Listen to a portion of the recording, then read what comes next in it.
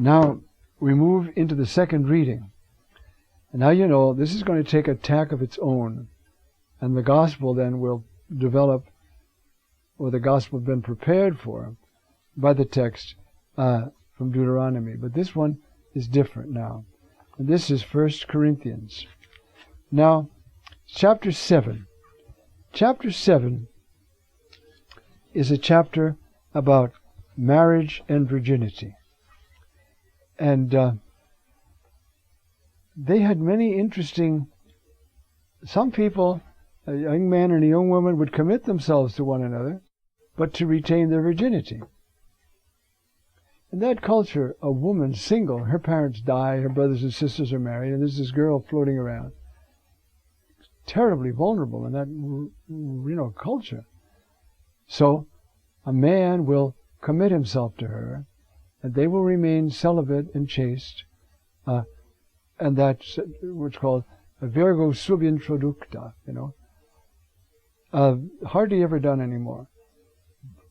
One of the reasons why single women can walk around wherever they want and not be harassed most of the time, especially if they stay out of neighborhoods where you could be harassed. You see, he's going to say, and I have a translation here by Father Norbert Baumer, which is very good.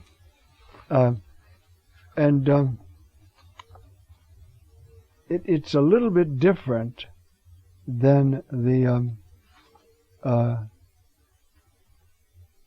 take in the normal translation, which is what we would expect in a liturgy, because this other one is still under test, But I think he's quite right.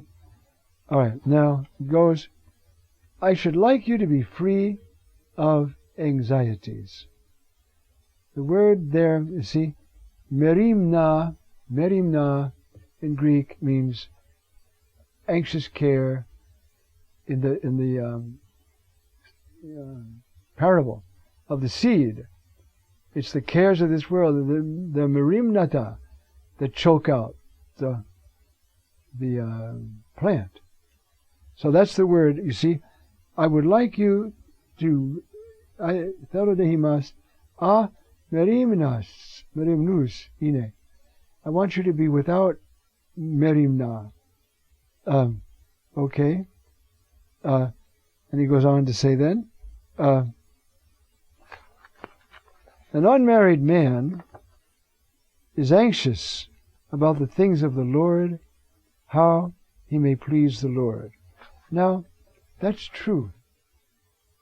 But it's not just his unmarried state. There has to be more than that. Because there are lots of unmarried men who don't give a darn about the Lord. There's something else. And the something else is love. Love for the Lord. Love for His call on your life. Love for what He wants you to do. You see? And then you concentrate on the Lord. You see, it can't be, and I think I said this once before, I used to tell my students this, I pick up a book by a friend of mine, and I read the preface. I want to thank my lovely wife, Joan, for having read all the proofs and done the index. And I say, but I should have got married. I mean, I'd have somebody to read the proofs and do the index, you see? But you see, it's not to be free, it's to be concentrated. And there's a difference. So nothing matters but the Lord and His will, and I can keep it that way. But if my vocation is marriage, I have another way to sanctity. I mean, it's not... But the key, and if you have never read this, I hope you can get a look at this. This is by Father Randiero Cantalamessa. It's called Virginity. And it's a beautiful book. And there he puts a strong accent. The subtitle is A Positive Approach to Celibacy for the Sake of the Kingdom of Heaven. Now, that doesn't mean Paul will use these kind of words, you see. But, see, the one who is married has a care for the things of this world, how he may please his wife. and he is pulled apart among the cares of the world. What he's supposed to be. You can't go out and get a job and work and come home, care for your wife and your children, mow the lawn on Saturday. I mean, you can't do all that. Or put it the other way around. You have to do all that to be a married man. That's your vocation. So it isn't to be worryless or workless that a person is called to be celibate. It's a question of love. It's a question of love. I want to love the biggest and the best and the most beautiful reality in all of reality, you, God. And I want to do it, I want to specialize. And then, from that, I can serve other people. And if I do it well, I could get to be a saint. But so can the married people. So you see, it's this. So he's, I'm trying to create that for you because sometimes it sounds like, and that's why I tell my students, I should have married Joan. Then she could be reading my proofs and making the indices. My life would be much easier. It wouldn't be, I'm only joking, but you see what I mean. It's not a question of efficiency, it's a question of concentration. Is that clear? Everybody understand that? I hope. It's key. The whole celibate vocation won't make any sense if you're in it or married without that grasp, you see. In heaven, we're all going to be celibate. Or we're all going to be married, any way you want to look at it. But you see, there, the whole energy of our being is caught up into the divine life and concentrated on God. Now, married people will still be married. That commitment lasts. That's why we say until death do us part. But if you've been living 50 years with somebody, who you are when you get to heaven is profoundly modified by those 50 years with so-and-so. It's not over in that sense, you see. Nor does the Lord will it to be over. Now that you're in heaven, you can forget about your husband. No, you can't. You see what I'm trying to say?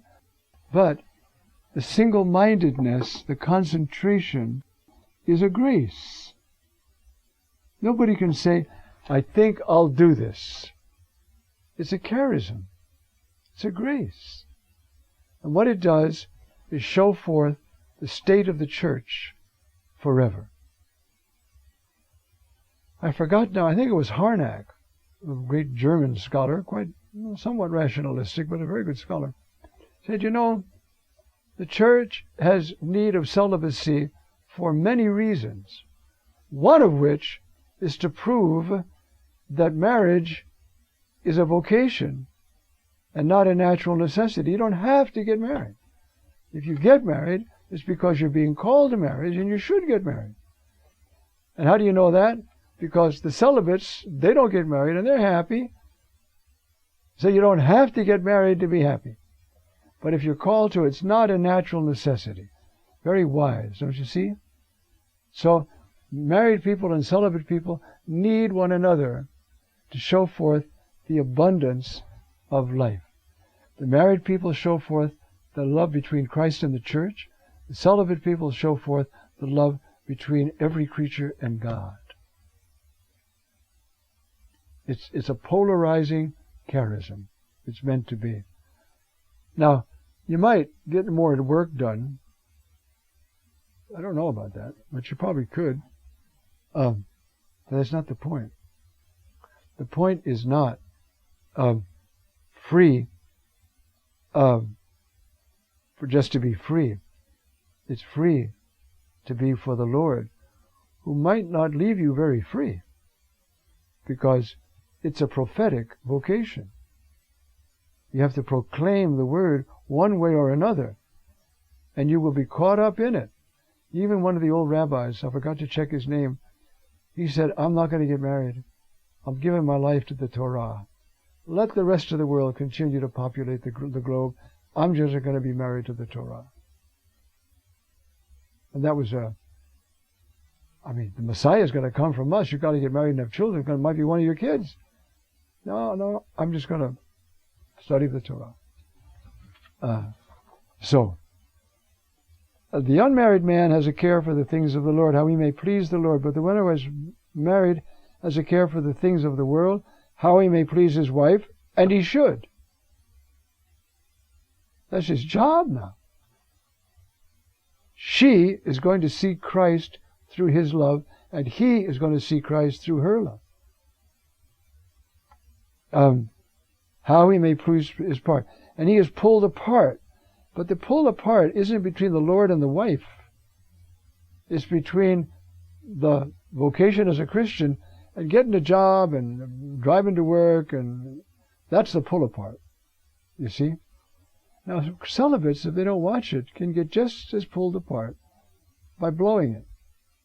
And the only safeguard is 1 hour's prayer a day, minimal. That's minimal equipment in a survival kit for a celibate. Or he gets pulled apart. Fix the furnace, help Mrs. Murphy, do all that. And you're busy. But you get so busy, you forget why you're celibate. You see? The unmarried woman and the virgin has a care for the things of the Lord, that she be holy in body and spirit. But the one who has married has a care for the things of the world, how she may please her husband. And that makes sense. But it's a different way of loving. So what he's talking about here is just this other way. What I say now is for your benefit. Not that I may put a noose around you, but rather for a seemly devotion to the Lord in an undistracted manner. And now you got the key. It's, you see, it's love. I want to pay attention to the Lord. I want to be like the person in the Psalms. I watch the hand of my master. Whatever he wants, I'm ready to do. Because I love him. And I love him this way. But it's a challenge. And it's a risk.